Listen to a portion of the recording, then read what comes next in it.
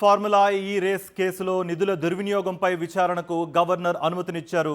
ఇప్పటికే పలుమార్లు ఏసీబీ విచారణకు హాజరయ్యారు BRS working president KTR. Formula ఈ రేస్ కేసులో నిధుల దుర్వినియోగంపై విచారణకు గవర్నర్ అనుమతినిచ్చారు. ఇప్పటికే పలుమార్లు ఏసీబీ విచారణకు హాజరయ్యారు కేటీఆర్.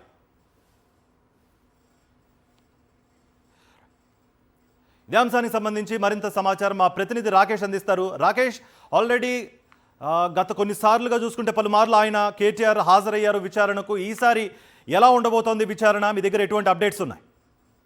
ఫార్ములా ఈ కార్ రేస్ లో కీలక పరిణామం చోటు చేసుకుంది. కేటీఆర్ ను ప్రాసిక్యూషన్ చేసేందుకు గవర్నర్ నుంచి అనుమతి లభించింది. నిజానికి చాలా నుంచి కూడా కేటీఆర్ ను ప్రాసిక్యూషన్ చేసేందుకు గవర్నర్ అనుమతి కోరుతూ లేఖ రాసింది. అయినప్పటికీ చాలా నుంచి పెండింగ్ పెట్టే గవర్నర్ ఈరోజు ఉదయం దీనికి సంబంధించి అనుమతి ఇచ్చినట్టుగా సమాచారం. అధికారికంగా రాజ్భవన్ నుంచి ఇంకా సమాచారం అందాల్సి ఉంది.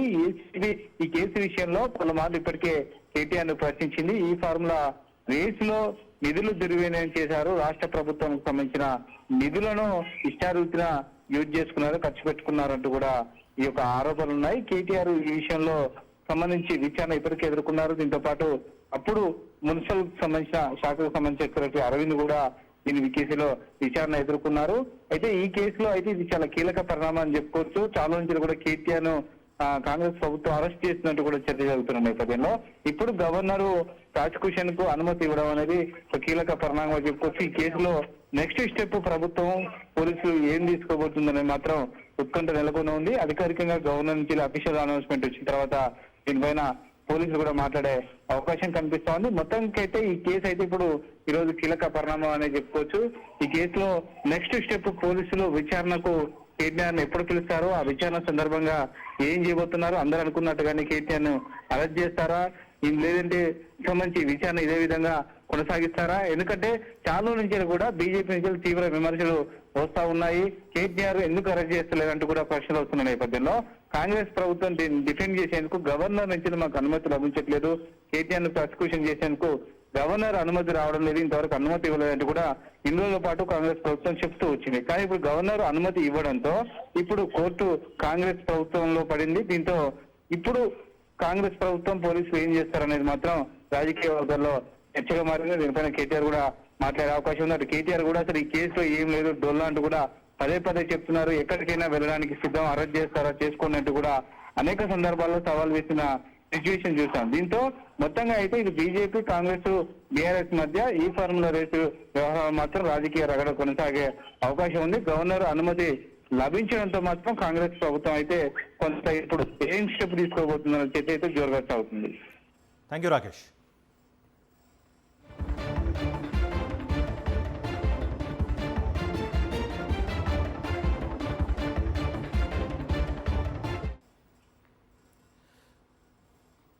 ఫార్ములా రేసింగ్లో గత ఏడాది డిసెంబర్ 19న కేటీఆర్తో పాటు పలువురిపై ఏసీబీ ఎఫ్ఐఆర్ నమోదు చేసింది.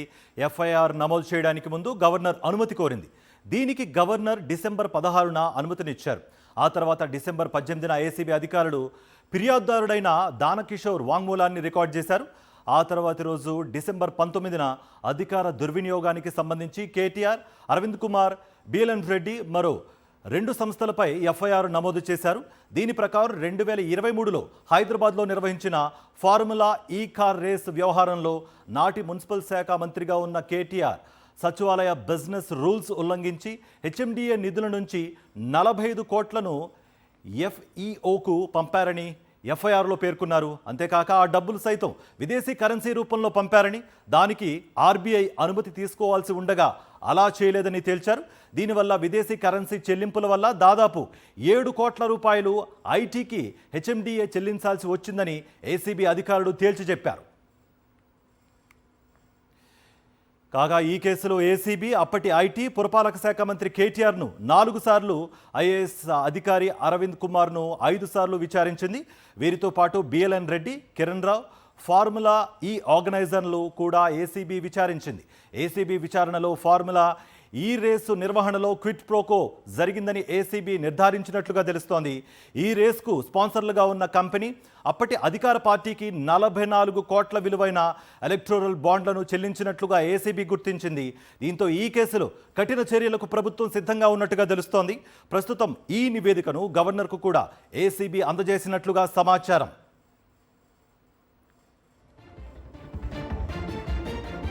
కాగా ఏసీబీ ఎఫ్ఐఆర్ను కొట్టివేయాలంటూ కేటీఆర్ హైకోర్టును ఆశ్రయించారు.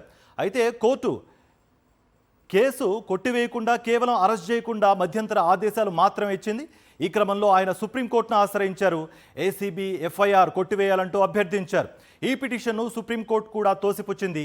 ఈ కేసులో విచారణ అవసరమని పిటిషన్ను ఉపసంహరించుకున్నట్లుగా పరిగణిస్తూ కొట్టివేస్తున్నామని ఈ ఏడాది సెప్టెంబర్ 2న ప్రకటించింది. సుప్రీంకోర్టు కేటీఆర్ పిటిషన్ను తిరస్కరించిన వెంటనే ఏసీబీ అధికారులు స్పీడ్ పెంచారు. ఇక ఇప్పటి వరకు సేకరించిన సాంకేతిక ఆధారాలతో ప్రాసిక్యూషన్ అనుమతి కోరుతూ ప్రభుత్వానికి లేఖ పంపించారు. అయితే ఫార్ములా ఈ రేస్ హైదరాబాద్ బ్రాండ్ ఇమేజ్ పెంచేందుకే ఉపకరించిందని, ఇందులో ఒక్క రూపాయి కూడా అవినీతి జరగలేదని కేటీఆర్ అంటున్నారు. దీనిపై ప్రభుత్వం ఎలా ముందుకు వెళుతుందో వేచి చూడాలి. ఈ అంశానికి సంబంధించి మరింత సమాచారం మా ప్రతినిధి శేఖర్ అందిస్తారు. శేఖర్, అంటే ఈ కార్ రేస్ కేసుకు సంబంధించి ఆల్రెడీ పలుమార్లు కేటీఆర్ విచారణకు హాజరయ్యారు. అంటే అట్ ప్రెసెంట్ ఇప్పుడు గవర్నర్ ఆమోదం కూడా పొందిన నేపథ్యంలో ఈ విచారణ ప్రాసెస్ ఎలా ఉండబోతోంది? నెక్స్ట్ కేటీఆర్ అరెస్ట్ కాబోతున్నారా అన్న ప్రశ్నలు చాలా తలెత్తుతున్నాయి. మీ దగ్గర ఎటువంటి అప్డేట్స్ ఉన్నాయి?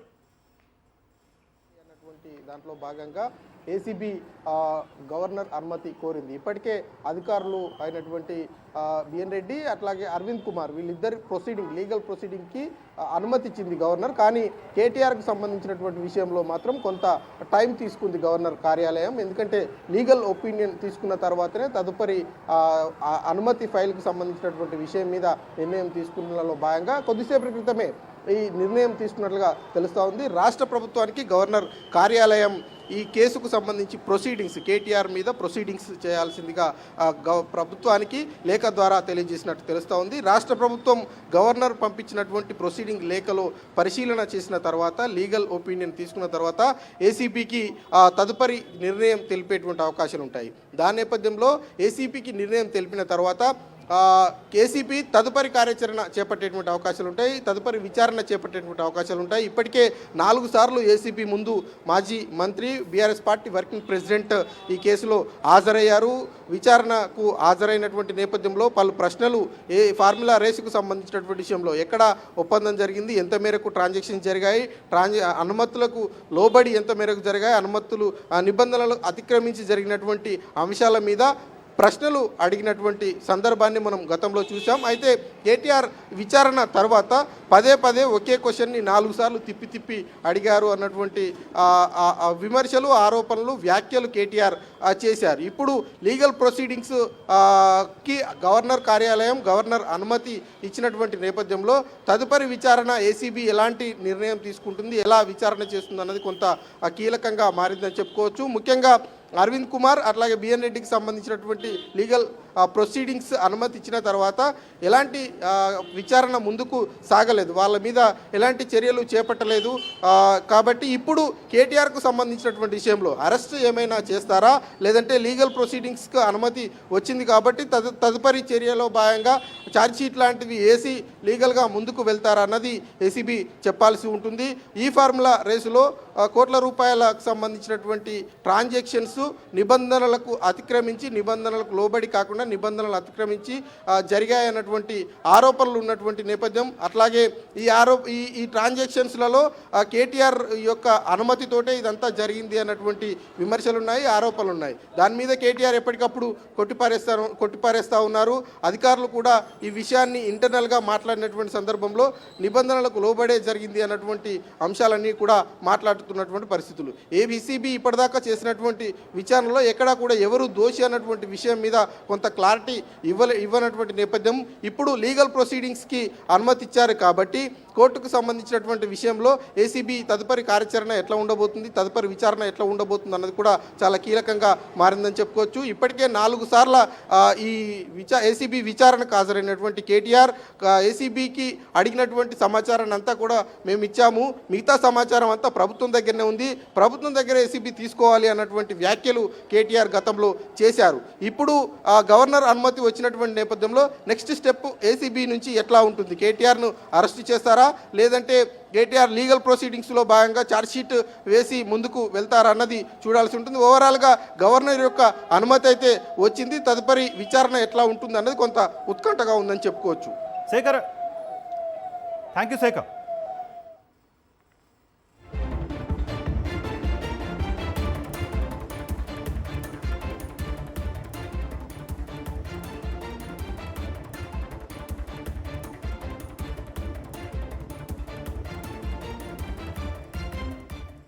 రైట్, ఏసీబీ విచారణకు సంబంధించి కేటీఆర్పై ఏసీబీ విచారణకు సంబంధించి మరిన్ని అప్డేట్స్ అందించడానికి మా ప్రతినిధి దిలీప్ జాయిన్ అవుతున్నారు. దిలీప్, సంబంధించి కేటీఆర్ చెప్తున్నారు ఇప్పటికే చాలాసార్లు విచారణకు హాజరయ్యాను, కావాల్సిన ఇన్ఫర్మేషన్ అంతా ఇచ్చాను, అయినా కూడా మళ్ళీ విచారణ చేయబోతున్నారు అన్నట్టుగా కూడా తెలుస్తోంది. మరి ఏంటి, ఏం విచారణ చేయబోతున్నారు, ఎలా ఉండబోతోంది విచారణ?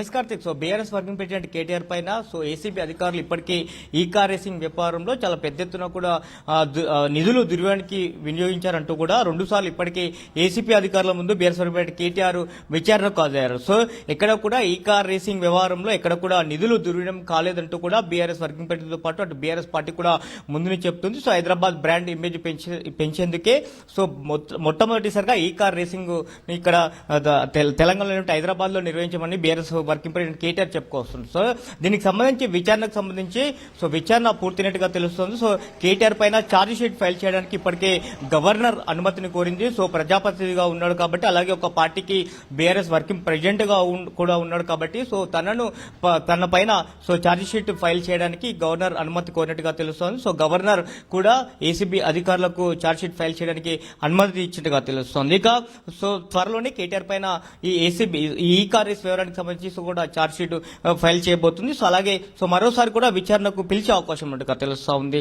సో కేటీఆర్ పైన ప్రాసిక్యూట్ చేసేందుకు అనుమతి ఇవ్వాలని కూడా సెప్టెంబర్ 9వ తేదీన గవర్నర్ కి ఏసీబీ అధికారులు కోరినట్టుగా తెలుస్తోంది. సో ఈ మేరకు ఇటు గవర్నర్ ఆఫీస్ నుంచి కూడా సో కేటీఆర్ పైన ఛార్జ్ షీట్ దాఖలు చేయడానికి సో అనుమతి వచ్చినట్టుగా తెలుస్తుంది. సో మరింతగా వేగం అంటే ఈ కార్ రేసింగ్ వ్యవహారంలో సో ఏసీబీ అధికారులు మరింత వేగం పెంచే అవకాశం ఉన్నట్టుగా తెలుసు. సో అదైతే బీఆర్ఎస్ వర్కింగ్ ప్రెసిడెంట్ కేటీఆర్ తో పాటు ఇటు బీఆర్ఎస్ కూడా ముందు నుంచి కూడా చెప్తా ఉంది. ఇటు బీజేపీ అలాగే కాంగ్రెస్ ఈ 2 పార్టీలు కలిసి సో కేటీఆర్ ని వేధించే ప్రయత్నం చేస్తున్నారు. అలాగే రాజకీయ కుట్రలో భాగంగానే ఇటు ఏసీబీ అధికారులు ఈ యొక్క ఈ కార్ రేసింగ్ వివరానికి సంబంధించినటువంటి కేసు విచారణ చేస్తున్నారంటూ కూడా ఎక్కడ కూడా మనీ లాండరింగ్ లాంటివి కూడా ఈ కేసులో లేవు కాబట్టి సో ఈడీ కూడా ఇందులో ఇన్వాల్వ్ అయ్యింది. ఇదంతా కూడా ఇటు కాంగ్రెస్ ప్రభుత్వం అటు బీజేపీ ప్రభుత్వం 2 కలిసి సో ఏదైతే ప్రజా సమస్యలపైన పోరాటం చేస్తున్నటువంటి బీఆర్ఎస్ కేటీఆర్ పైన కావాలని రాజకీయ కక్షలో భాగంగానే ఈ యొక్క కేసులు పెట్టి ఇరికించే ప్రయత్నం చేస్తున్నారనేటువంటిది